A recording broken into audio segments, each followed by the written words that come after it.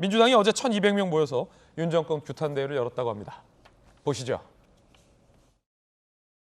정사 침탈, 야당 탄압, 윤석열 정권 규탄한다. 규탄한다. 규탄한다.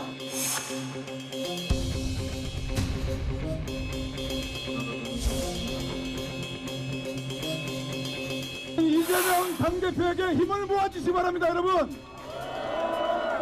이재명. 참으로 한심한 정권 아닙니까, 여러분?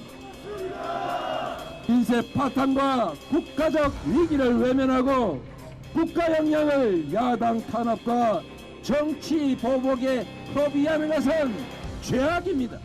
가녀린 촛불을 들고 그 강력해 보이던 정권까지 끌어내린 위대한 대한민국의 국민 아니겠습니까?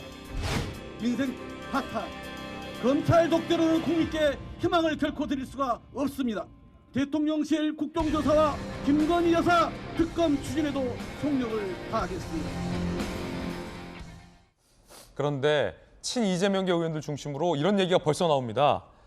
체포하려고 하더라도 국회 체포 동의안이 통과돼야 한다.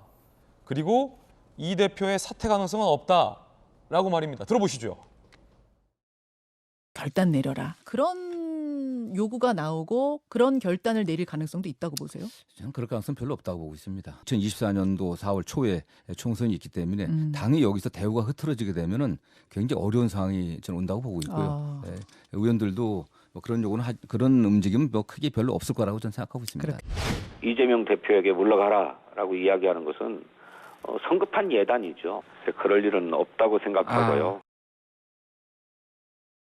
스스로 물러날 가능성은 없다라는 거고, 또 다른 이재명계 의원 중심으로는 혹시 체포동의안이 통과되더라도 부체포 특권이 있기 때문에 통과될 일은 없다, 상정되더라도라는 이야기도 안팎에서 흘러나오고 있습니다.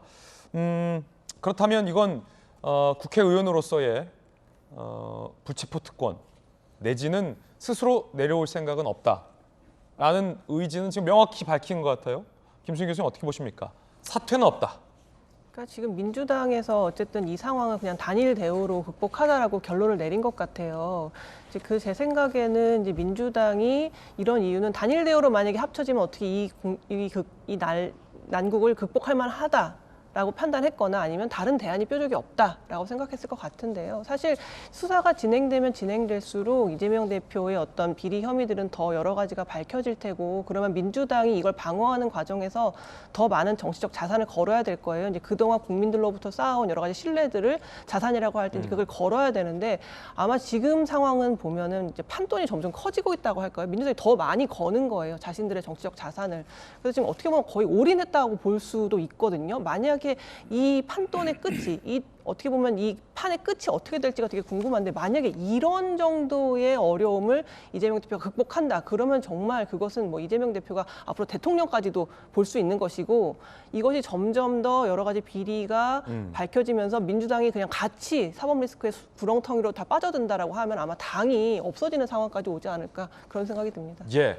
자, 두 가지 경우에 대해서 이야기를 다 해주셨습니다. 공이. 이번엔 저희가 준비한 두 번째 이야기인데, 김의겸 의원이 주장할 때만 하더라도 일이 이렇게 커지지는 않았을 것.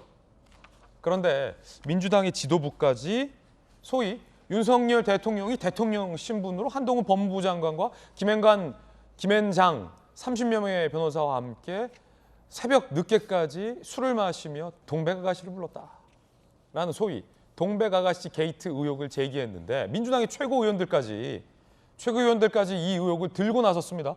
이렇게 되면 민주당 지도부까지 거둔 상황이 된 거죠. 그러면 뭘 거시겠습니까?